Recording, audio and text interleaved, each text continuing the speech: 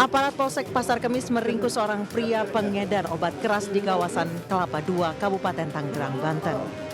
Dari hasil pengembangan ditemukan puluhan ribu obat keras dalam bentuk paket siap edar di rumah kontrakan pelaku di kawasan Jati Uwung. Pria ini mengaku sudah 9 bulan menjual obat keras melalui media sosial dan mengirimnya ke Sumatera, Sulawesi, dan Makassar.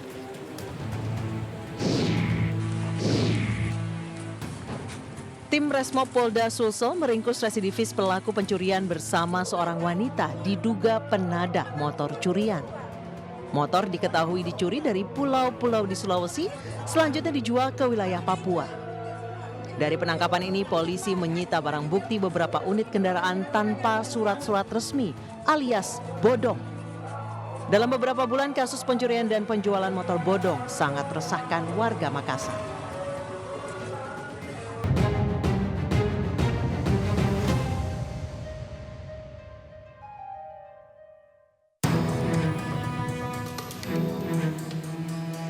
Kobaran api tampak melahap bangunan dapur sebuah restoran di Jalan Pos Pasar Baru Sawah Besar, Jakarta Pusat.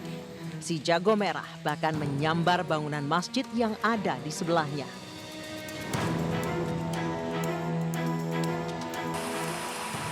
Api pun terlihat mulai mengamuk di sejumlah titik Masjid Abror yang berdekatan dengan lokasi kebakaran. Sejumlah petugas pemadam kebakaran terlihat berjibaku memadamkan kobaran api. Sedikitnya 14 unit mobil pemadam kebakaran dengan 56 personil diterjunkan guna mencegah api merambat ke bangunan lain. Berdasarkan keterangan saksi, kebakaran diduga akibat korsleting listrik dari salah satu mesin pendingin ruangan di bagian dapur. Jam sekitar berapa gitu, jam 12 atau kurang atau lebih gitu. Nah, manajemen kita nyium bau hangus di atas, di arah outdoor kita AC. Ternyata saya nggak merasakan, akhirnya saya patroli keliling, ternyata di F&B yang tersebut ada korsleting. Beruntung peristiwa kebakaran ini tidak sampai memakan korban jiwa. Setelah berusaha selama sekitar 1 jam, petugas damkar akhirnya berhasil memadamkan api yang sempat menghanguskan kedua bangunan tersebut. Dari Jakarta, Miftahul Gani, iNews melaporkan. Pemirsa, seorang suami ditangkap aparat Polres Mojokerto Kota karena nekat menjual sang istri untuk layanan trisam. Mirisnya tersangka melakukan aksi terlarang itu karena butuh uang untuk keperluan perayaan ulang tahun anaknya.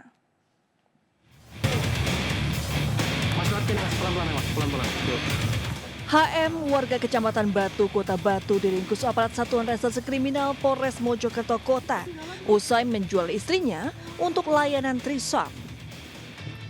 Tersangka ditangkap di sebuah hotel di Jalan Raden Wijaya, Kranggan, Kota Mojokerto saat tengah berada di dalam kamar bersama istri dan seorang pria lainnya. Kepada polisi, pria berusia 25 tahun ini mengaku menawarkan jasa layanan trisam lewat media sosial dengan biaya sebesar 1,5 juta rupiah. Perbuatan terlarang juga telah dilakukan sebanyak 2 kali di Kota Batu dan Kota Mojokerto. Mirisnya aksi bejat itu dilakukan lantaran tersangka butuh uang untuk keperluan ulang tahun anak pertama. Alasannya tersangka ini melakukan ini alasan finansial ekonomi. Yang kedua memang alasan untuk memuaskan fantasi seksnya. Dan kebetulan pada saat kejadian itu korban juga si istrinya mengakui ke kami bahwa ini untuk ulang tahun anaknya. Dari tersangka, polisi menyita uang sebesar 1,5 juta rupiah, bukti pesan, spray hotel, dan ponsel yang dipakai untuk transaksi. Atas perbuatannya, tersangka akan dijerat pasal tindak pidana perdagangan orang dengan ancaman hukuman 15 tahun penjara. Dari Kota Mojokerto, Jawa Timur, Solahuddin, iNews melaporkan. Seorang siswa di Tangerang Selatan, Banten menangis histeris di pinggir jalan usai menjadi korban hipnotis. Pelaku memperdaya sang bocah dan membawa kabur sepeda motor milik korban. Emang rumahnya mana? Walah.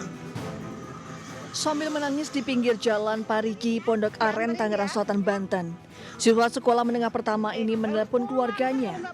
Bukan tanpa sebab. Pasalnya sang bocah baru saja kehilangan motor yang dibawa kabur orang tak dikenal. Korban diduga dihipnotis oleh seseorang yang awalnya meminta tolong untuk diantarkan ke rumah temannya. Naas, saat di tengah jalan korban diturunkan dan baru menyadari motornya telah raib di gondol pelaku. Saya tiba-tiba nggak sadar pas dia bilang mau pakai motor, saya nggak sadar, tiba-tiba sadar motor udah nggak ada, tinggal pasangan mobil doang. Menurut warga, korban menangis sambil memegang map kosong yang ditinggalkan pelaku dengan dalih akan mengambilnya kembali. Motor saya dipinjam orang nggak balik. Itu udah hilang, saya bilang itu. Dia katanya bilang berkas gitu, ngambil berkas di laptop, ngambil laptop merah itu ya. Dia ngambil map, terus dia ngambil berkas di, katanya laptopnya dikurangi. Dia nanya, kurangnya di mana Pak ini? Kurang di situ, dekat situ udah hilang motor, saya bilang. Kasus kejahatan hipnotis ini pun tengah ditangani Polsek Pondok Aren dan Polres Tangerang Selatan. Dari Tangerang Selatan, Banten, Nunung Purnomo, iNews melaporkan. Seorang warga negara asing mencoba melarikan diri saat diamankan petugas di kawasan PIK Jakarta Utara. Sementara seorang pemotor wanita terekam kamera memasuki ruas jalan tol Jakarta Serpong.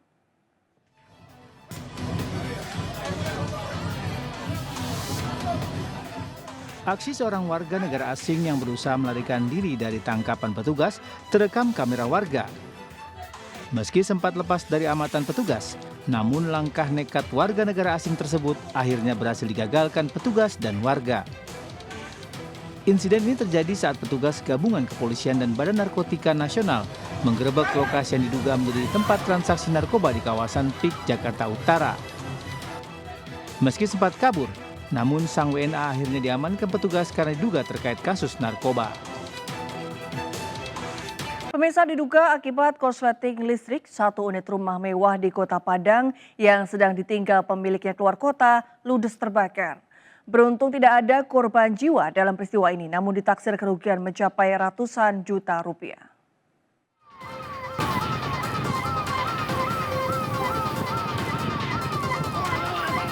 Kobaran api dengan cepat membesar dan meludeskan satu unit bangunan rumah mewah seluas 300 meter persegi di kawasan Kampung Olo Nanggolo di Kota Padang. Kebakaran tersebut terjadi saat pemilik rumah tengah liburan dan berada di luar kota. Diduga api berasal dari salah satu ruangan di bagian dapur belakang rumah tersebut yang merembet ke ruang lain yang diperkirakan oleh arus pendek listrik.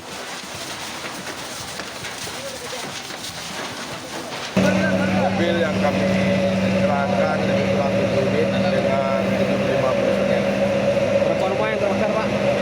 Satu rumah. Rumah Pak, ada korban jiwa Pak? Ada korban jiwa Pak? Korban jiwa nih. Iya Pak. Api baru berhasil dipadamkan setelah 1 jam kemudian. Tidak ada korban jiwa dalam peristiwa ini, namun ditaksir kerugian mencapai ratusan juta rupiah. Dari Padang, Sumatera Barat, Budi Sunandar, iNews melaporkan.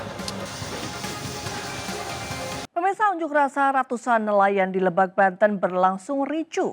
Massa menuntut PT Cemindo Gemilang mengatur kapal berukuran besar yang dikelola perusahaan agar tidak mengganggu aktivitas para nelayan tradisional.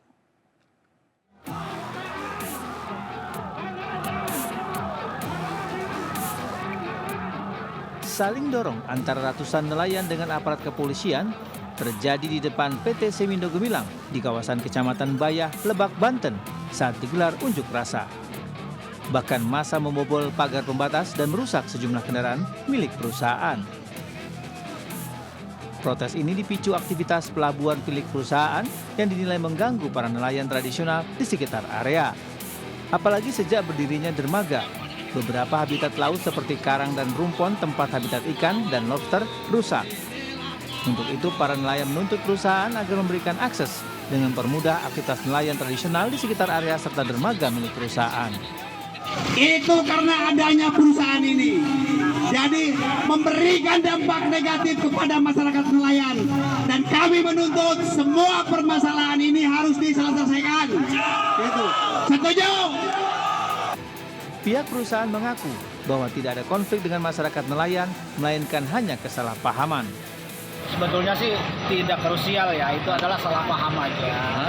Jadi kami itu barusan dari manajemen sendiri ngomong, kami tidak mempermasalahkan masalah nelayan itu, hilir mudik ke situ tidak dipermasalahkan, cuma di pagar itu hanya mengikuti audit aja. Sementara itu, para nelayan akan menggelar aksi susulan yang lebih besar jika tuntutan mereka tidak dipenuhi oleh pihak perusahaan. Dari Lebak, Banten, Iskandar Nasution, iNews mengabarkan. Ya pemirsa, bergabungnya sejumlah pemain abroad di Timnas Indonesia telah meningkatkan nilai pasar Timnas Garuda. Sejumlah pemain tercatat memiliki nilai pasar yang tinggi, belum termasuk 2 pemain tambahan yang akan segera bergabung. Nah, siapakah pemain termahal di Timnas Indonesia? Dan berapa nilai pasar pemain tambahan yang akan bergabung? Kita simak grafis berikut ini. Ya, untuk sementara Tom Haye menjadi pemain timnas dengan harga pasar tertinggi mencapai 52 miliar rupiah. Meski tanpa klub, pemain gelandang ini dikenal karena kemampuan distribusi bolanya dan pengalaman bermain di liga-liga Eropa. Sedangkan posisi kedua dipegang oleh Kelvin Verdonk yang bernilai 43 miliar rupiah. Pemain yang berlaga di Eredivisie Belanda ini menjadi salah satu andalan benteng pertahanan yang aktif membantu serangan. Pengalamannya di Liga Top Eropa membuatnya menjadi aset berharga bagi skuad Garuda. Selanjutnya, ya kita ada JIZ yang menempati posisi ketiga dengan nilai pasar mencapai 43 miliar rupiah. Bek tengah Venezia yang bermain di Serie A Italia ini dikenal tangguh dan cerdas membaca permainan hingga menjadi kunci penting di lini belakang timnas. Satu tingkat di bawah JIZ ditempati oleh Marten Pas yang punya nilai pasar 26 miliar rupiah. Kiper FC Dallas tersebut menunjukkan kemampuan luar biasa. Salah satunya saat tampil melawan Arab Saudi. Performa apiknya di Liga Amerika Serikat menunjukkan Marten Pas mampu menjadi andalan di bawah mister gawang tim Merah Putih. Berikutnya, ya posisi kelima ditempati oleh Sandy Walsh yang bernilai 22 miliar rupiah. Bek kanan KV Mechelen ini dikenal dengan kemampuan menyerang dari sisi sayap dan kekuatannya dalam bertahan. Ya, selain 5 pemain termahal tadi pemirsa, Timnas Indonesia juga akan kedatangan 2 wajah baru, yaitu Mace Hilgers dan Eliano Reinders. Jika bergabung, maka Mace Hilgers menjadi pemain paling mahal di Timnas Garuda. Pemain klub SC20 itu memiliki nilai pasar 121,67 miliar rupiah. Uniknya, nilai pasar Hilgers berada di atas nilai pasar 3 timnas tetangga, yaitu Malaysia, Thailand, dan juga Vietnam. Satu pemain lainnya yaitu Eliano Reinders, adik dari pemain timnas Belanda Tijani Reinders. Eliano memiliki nilai pasar 11,3 miliar rupiah atau menempati peringkat ke-6 pemain termahal Timnas Garuda. Ya, kita ke info menarik berikutnya pemirsa. Yang jelas bergabungnya Mace Hilgers dan Eliano Reinders akan semakin melambungkan nilai pasar Timnas Indonesia. Ya, nilai pasar Timnas Garuda akan mencapai total 420 miliar rupiah. Nilai ini jauh di atas nilai pasar Timnas Vietnam yang pemainnya bernilai total 118,63 miliar rupiah. Timnas Thailand senilai 111,68 miliar rupiah dan Timnas Malaysia dengan nilai pasar 110,81 miliar rupiah. Ya pemirsa, demikian infografis pemain Timnas dengan harga pasar termahal dan semoga melambungnya nilai pasar Timnas akan seiring dengan meningkatnya prestasi yang bisa diraih Indonesia di kancah sepak bola internasional. Ya, kita beralih ke informasi pilkada pemirsa. Bakal calon gubernur Jakarta Pramono Anung menghadiri peluncuran buku Ketua MPR Bambang Susatyo. Dalam kesempatan itu Pramono mengutarakan optimisme kemenangan Timnas Indonesia melawan Australia pada putaran ketiga kualifikasi Piala Dunia 2026 zona Asia.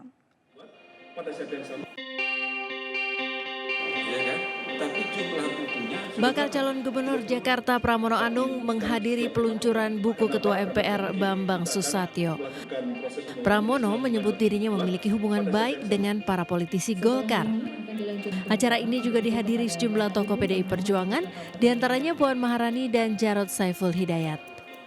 Sementara menanggapi pertandingan Timnas Indonesia menghadapi Australia, Bacagub Jakarta Pramono Anung yakin Timnas Indonesia bisa menang 2-0 melawan Australia. Menurutnya, Timnas Indonesia punya potensi untuk bermain gemilang.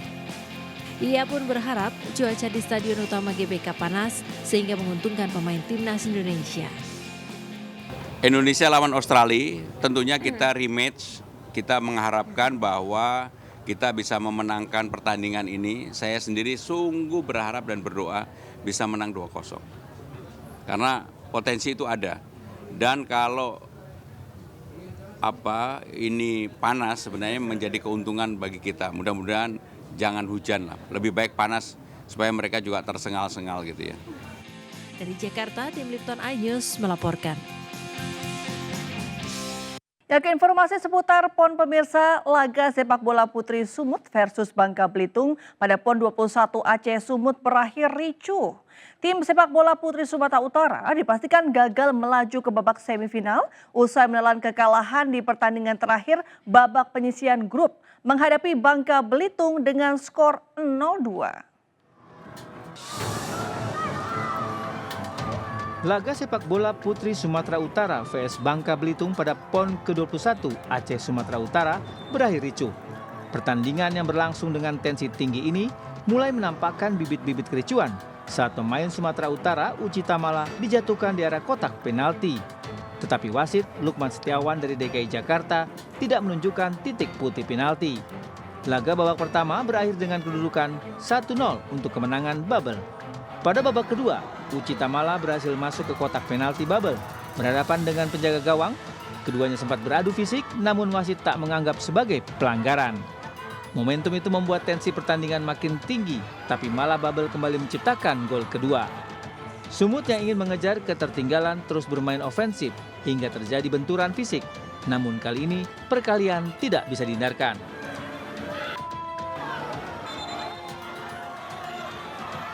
Imbasnya pemain Bubble Jasmine Sevia harus di kartu merah dan ofisial Sumut mendapat kartu kuning.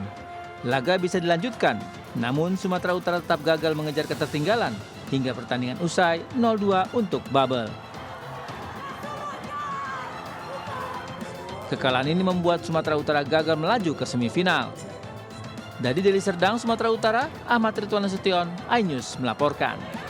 Sementara itu pemirsa, cabang olahraga Gantole pada Pekan Olahraga Nasional PON 21 Aceh Sumatera Utara resmi dimulai pada Senin 9 September 2024 di Bandara Rembele, Kabupaten Benar Meriah, Aceh. Sebanyak 43 atlet dari 15 provinsi bertanding di 8 nomor, yaitu ketepatan mendarat, lintas alam kelas A dan B, dan juga nomor lintas alam beregu.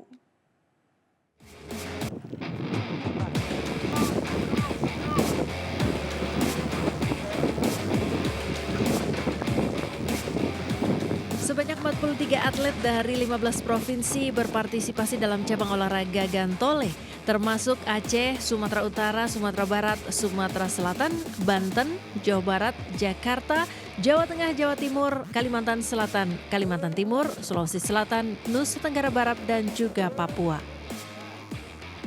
Technical Delegate Cabur Gantole PON 21 mengatakan hari pertama pertandingan berhasil menuntaskan 2 babak, yaitu ketepatan mendarat kelas B dan 1 babak lintas alam kelas A. Kondisi angin sempat menjadi tantangan pada nomor lintas alam dengan kecepatan angin berkisar 23-24 km per jam. Sementara kecepatan ideal untuk terbang dibatasi pada 15 km per jam. Kondisi ini membuat para atlet yang berlomba pada nomor lintasan alam kelas A baru bisa menerbangkan Gantole sekitar pukul 2 siang waktu Indonesia Barat menunggu kondisi angin memungkinkan.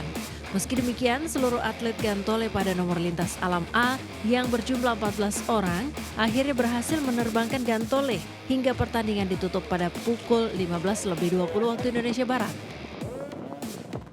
Sesuai dengan schedule dan alhamdulillah cuaca kita bisa memanfaatkan dengan sangat optimal teman-teman atlet. Ajang ini menjadi momentum penting bagi para atlet dari seluruh Indonesia, khususnya dalam cabang olahraga Gantole, sekaligus menambah semarak PON 21 yang diadakan di 2 provinsi Aceh dan Sumatera Utara. Dari Kabupaten Bener Meriah Aceh, Yusradi iNews melaporkan.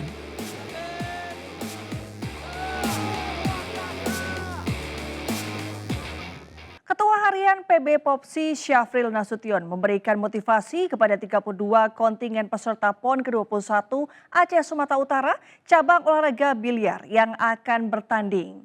Diharapkan para atlet biliar ini dapat menghasilkan prestasi yang terbaik dan menjunjung tinggi sportivitas selama penyelenggaraan PON ke-21 berlangsung. Ketua Harian PB Popsi Syafril Nasution dan Sekjen PB Popsi Ahmad Fadil Nasution bersilaturahmi dengan 32 kontingen peserta PON ke-21 Aceh Sumut cabang olahraga biliar di Medan, Sumatera Utara. Dalam pertemuan ini PB Popsi turut bertukar pikiran dan memberikan motivasi kepada para atlet biliar agar dapat mempersembahkan hasil yang terbaik untuk kemajuan cabang olahraga biliar di ajang PON ke-21. Ketua juga menyampaikan bahwa ini adalah mencapai prestasi, kemudian siapapun pemenangnya, yang penting adalah bisa memberikan prestasi kepada masing-masing dan juga dalam hasil daripada pembinaan. PB Popsi yang dipimpin Ketua Umum Hari Tanu Sudibyo mendukung penuh penyelenggaraan PON ke-21 di Aceh dan Sumatera Utara, serta berharap para atlet biliar ini dapat mencapai hasil yang maksimal dan membanggakan untuk daerahnya masing-masing. Dari Medan, Sumatera Utara, Ahmad Ridwan Nasution, iNews melaporkan. Pemirsa, Timnas Futsal Indonesia akan menjalani pemusatan latihan atau training camp di Malang, Jawa Timur. Timnas Futsal akan fokus berlatih di Malang hingga akhir September untuk kesiapan berlaga di AFF Futsal Championship 2024.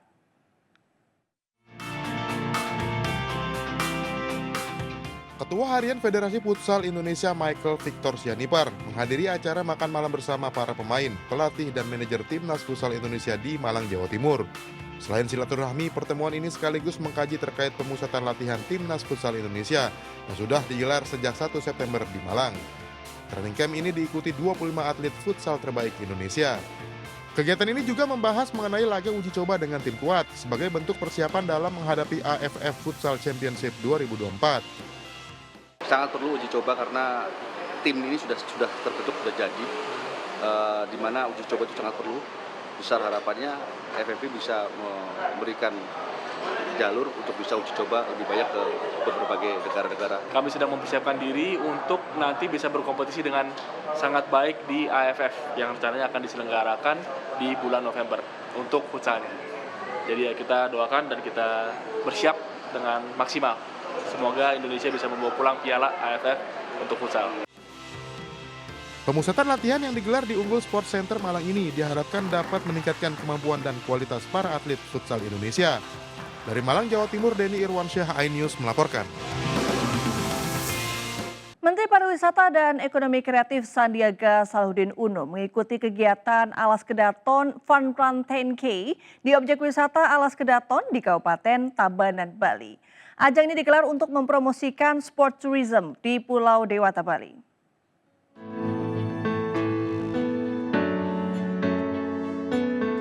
Menparekraf Sandiaga Salahuddin Uno bersama ratusan pelari mengikuti event lari maraton Alas Kedaton Fun Run 10K yang digelar di objek wisata Alas Kedaton, Kabupaten Tabanan, Bali. Melewati rute dengan panorama alam yang indah, ajang ini diharapkan bisa menjadi daya tarik untuk sport tourism di Pulau Dewata, sekaligus memberikan dampak ekonomi kreatif dan peluang usaha bagi masyarakat sekitar. Tadi melihat dengan sendirinya peluang untuk menciptakan ruang untuk sports tourism atau pariwisata berbasis olahraga ini sangat luas. Saya sendiri menempuh hampir 11 tadi kilo, alamnya sangat indah dan boleh dibilang treknya sangat menantang. Dalam lawatannya di Kabupaten Tabanan, Menparekraf Sandiaga Uno juga menghadiri kegiatan Kelana Nusantara di Kecamatan Kediri. Program Kelana Nusantara merupakan salah satu upaya dari Kemenparekraf untuk melangkah bersama membangun ekonomi kreatif dengan memperkuat jejaring pelaku ekraf yang ada di Kabupaten Tabanan serta menjadi wadah untuk menampung aspirasi para pelaku usaha agar bisa maju dan berkembang. Dari Kabupaten Tabanan, Bali, Dewa Partika, iNews melaporkan. Ya pemirsa, kali ini saya punya rekomendasi wisata alam seru, yakni glamping di lereng Gunung Merbabu di Boyolali, Jawa Tengah. Di lokasi ini kita bisa glamping sambil menyantap barbecue di alam terbuka dan menikmati golden sunrise di pagi harinya.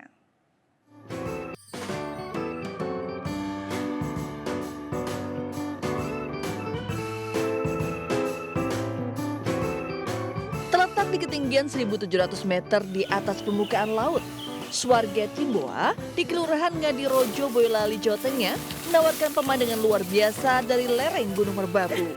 Indahnya golden sunrise atau matahari terbit berwarna keemasan akan menjadi pemandangan pertama ketika wisatawan bangun pagi dan membuka tenda.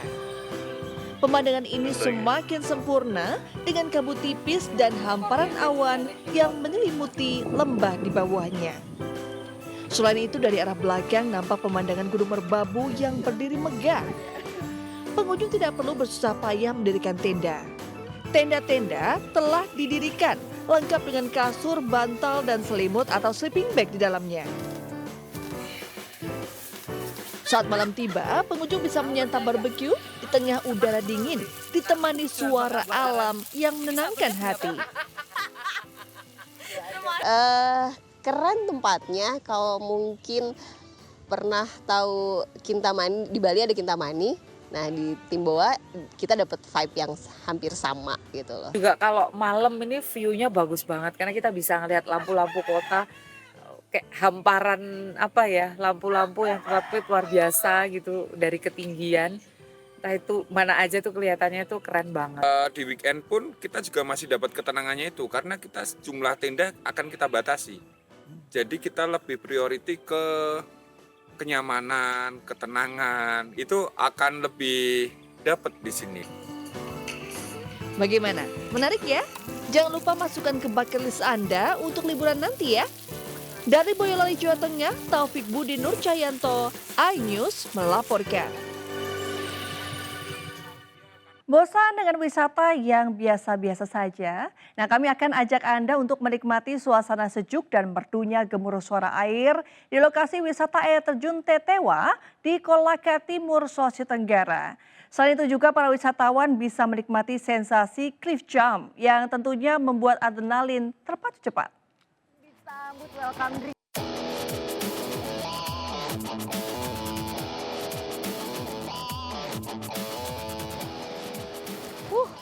Wah gila, akhirnya baru nyampe langsung disambut welcome drinknya dong Tradikers, lihat. Buset, ini airnya jernih banget, gak sia-sia kita mana ini kita nyampe juga.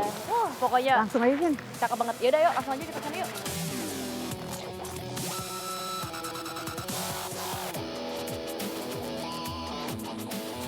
Wah, ini sih gokil, Mat. Perjalanan kita berjam-jam kayak gini aja. Ternyata ada Akamsi juga tuh yang udah main air duluan. Gue udah gak mau banyak omong, Tradikers. Pokoknya gue mau ganti baju. Gue mau ganti baju terus kita mau nyebar. Tetap di Travel Addict. Tambah batas.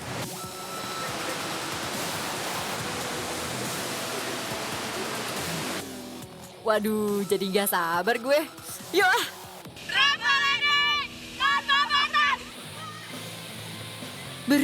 Dingin banget Tradikers. Hai Tradikers.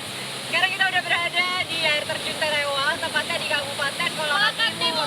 Dan kita nyampe sini tiba-tiba lagi ada anak-anak yang berenang. Ini mah gue salut banget sama anak-anak di sini. Air sedingin ini dan mereka masih bisa main-main. Tapi itu kenapa, Mat? Ada yang hanyut. Bantu.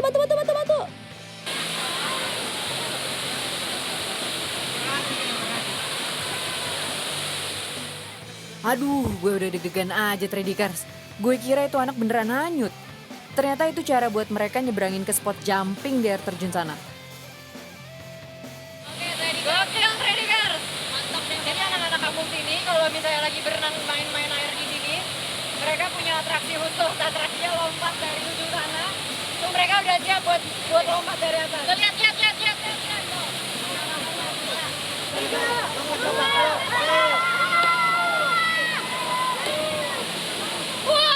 Ini sih beneran ekstrim, Mat.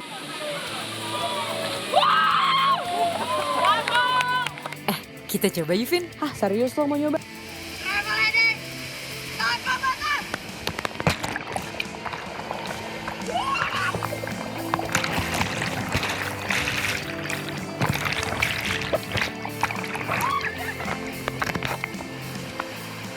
Vin, ayo susul gue sini. Masa gue kalah sih sama Mamat? Ya udah deh, gue coba.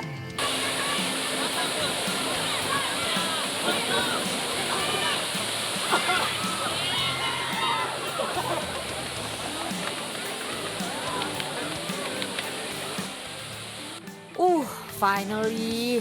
Akhirnya ketangkap juga si Vina Trading Cars. Tapi berhubung masih agak shock, jadi yang naik ke atas air terjun cuma gue aja nih Trading Cars. Semoga sukses ya, Mat. Gue sih nunggu di bawah aja deh, bareng kru.